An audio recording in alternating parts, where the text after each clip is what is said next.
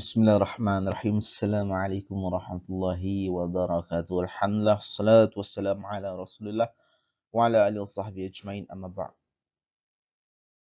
Apa khabar para penonton sekalian? Harap semua dalam keadaan sihat sejahtera lah ya.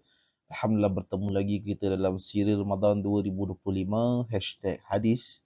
InsyaAllah dalam episod hari ini saya nak sambung berkenaan dengan Hasan li ghairihi. Hasan li ghairihi.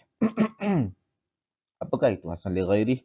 Kita dah belajar sebelum ni, kita dah 3 status kita belajar, iaitu sahih li dhatihi, sahih li ghairihi, hasan li dhatihi. Ketiga-tiga status hadis ini, ketiga-tiga status ni tak ada masalah. Adakah hasan li ghairihi ini bermasalah? Dia bukan bermasalah, tetapi ia datang daripada hadis yang bermasalah. Asal usul sebelum hadis itu naik ke taraf hasan li ghairihi, ia adalah hadis yang bermasalah, iaitu hadis daif khafif, iaitu hadis daif yang ringan. Okey, baca ni. Istilah hadis hasan li ghairihi. Ia adalah hadis daif yang ringan. Dikuatkan kerana banyaknya jalur riwayat yang saling menyokong atau terdapat hadis yang sahih yang menyokongnya. Okey, kita dah belajar dah sebelum ni, iaitu bagaimana sesebuah hadis itu boleh mencapai status sahih. Betul. Ada 5 syarat. Kita ulang lagi sekali. Yang pertama, ittisalus sanad, bersambungnya sanad dia. Yang kedua apa dia? Iaitu adalatul ruah, rawi yang adil. Ketiga, dhabtur ruah, rawi yang dhabit. Kemudian keempat, adamu illah, dan yang kelima adamu syuzuz. Tiada illah, tiada apa-apa penyakit, dan tiada tiada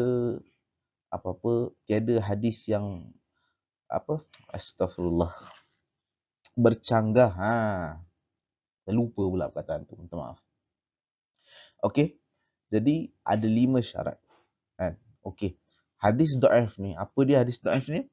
Hadis dhaif ni dia ada bermasalah. Tapi kalau hadis dhaif yang ringan ni, dia bermasalah daripada segi periwayatannya, iaitu daripada aspek sanadnya.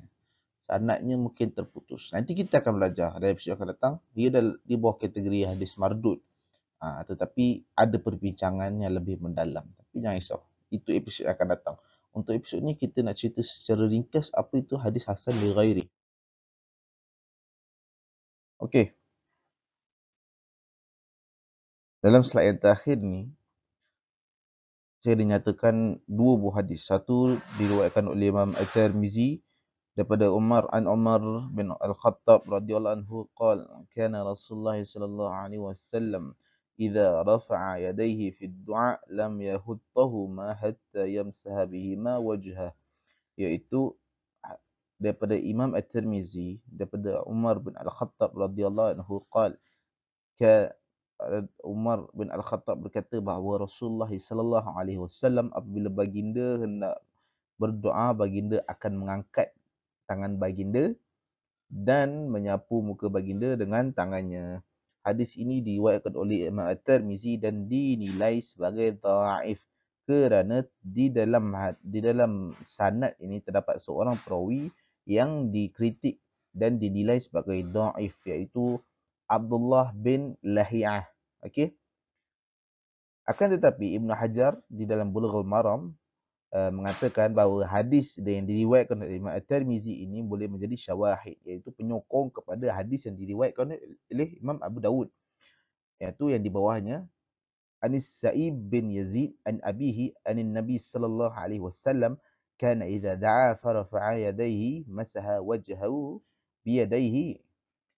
Maksudnya sama, apabila baginda hendak berdoa, baginda akan mengangkat tangan baginda dan kemudian menyapu muka baginda dengan tangannya. Hadis yang diriwayatkan oleh Imam Abu Dawud ini juga dinilai sebagai dhaif. Akan tetapi sebagaimana yang kita dah nyatakan di dalam awal episod tadi, iaitu hadis hasan li ghairihi itu dia mempunyai beberapa hadis. Beberapa hadis yang antaranya, kalau boleh jadi hadis tu banyak jalur. Maksudnya daripada seorang perawi itu, dia ada ramailah orang yang meriwayatkan hadis tu. Ataupun macam dalam kes ni, perawinya berbeza-beza, kan. Kalau kita tengok hadis yang diriwayatkan oleh Imam At-Tirmizi, itu sahabat yang meriwayatkan hadis tu ialah Umar bin Al-Khattab, tetapi hadis yang diriwayatkan oleh Imam Abu Daud itu Yazid, Yazid sahabat Nabi sallallahu alaihi wasallam. Dua orang sahabat yang berbeza. Akan tetapi hadis ini kedua-duanya membawa maksud yang sama. So hadis ni, kedua-dua hadis ni dia saling menyokong. Jadi apabila walaupun kedua-dua hadis ini dhaif, tapi boleh diangkat darjatnya menjadi hasan li ghairihi. Ataupun ada lagi satu kes yang di mana sesebuah hadis yang dinilai sebagai dhaif itu boleh diangkat menjadi hasan li ghairihi jika terdapat hadis yang lebih kuat menyokongnya. Hadis yang lebih kuat tu maksudnya sama ada hasan li dhatihi ataupun sahih li ghairihi ataupun sahih li dhatihi. Hadis yang sahih atau hadis yang hasan lah. Dia menyokong hadis yang dhaif itu, maka boleh diangkat. Okey. Seterusnya saya nak kongsikan tentang apakah hukum untuk kita beramal dengan hadis empat status hadis ni. Saya tak nyatakan dalam episod awal-awal sebab saya rasa saya nak bagi tahu semua sekali dalam episod ni. Iaitu empat hadis, iaitu sahih li dzatihi, sahih li ghairihi, hasan li dzatihi dan hasan li ghairihi.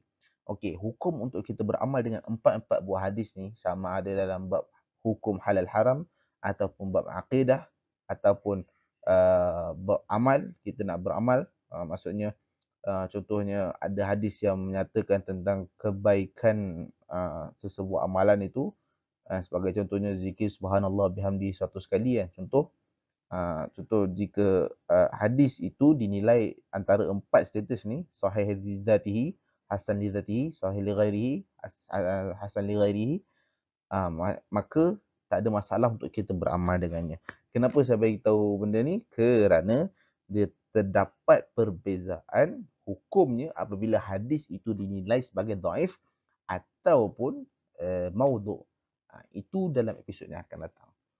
Okey, lagi satu saya minta maaf, saya terlupa nak bagi tahu. Hadis riwayat Imam At-Tirmizi dan riwayat Imam Abu Daud ini, kedua-duanya walaupun dhaif, akan tetapi ia bukan dhaif yang jadid, dia bukan dhaif yang ringan.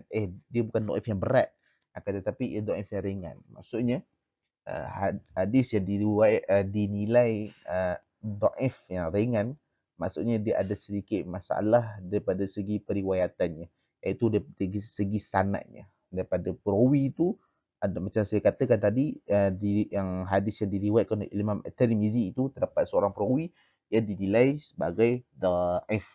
Okey. Lagi satu saya nak kongsikan, iaitu apabila kita berpegang dengan sesebuah hadis yang sebagai contohnya dhaif, kan. Sebagai contohnya kes ni kan, apabila Nabi sallallahu alaihi wasallam nak berdoa, baginda akan mengangkat tangan baginda dan kemudian menyapu muka baginda dengan tangannya. Seandainya satu hari nanti kita terjumpa hadis yang sama tetapi dinilai sahih atau yang lebih kuat daripada yang ini kan. Macam ini dah confirm hadis dhaif ringan kan. Dia diangkat menjadi hasan li ghairihi pun kerana terdapat syawahid, kerana terdapat penyokong.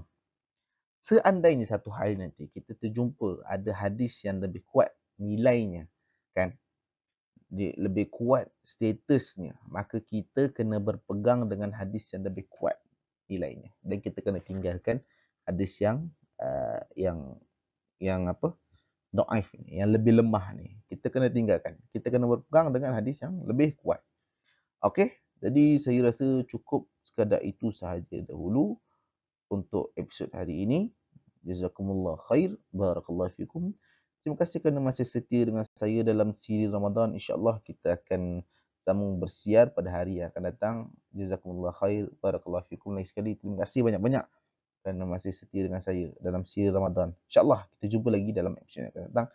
Sekian, Assalamualaikum warahmatullahi wabarakatuh.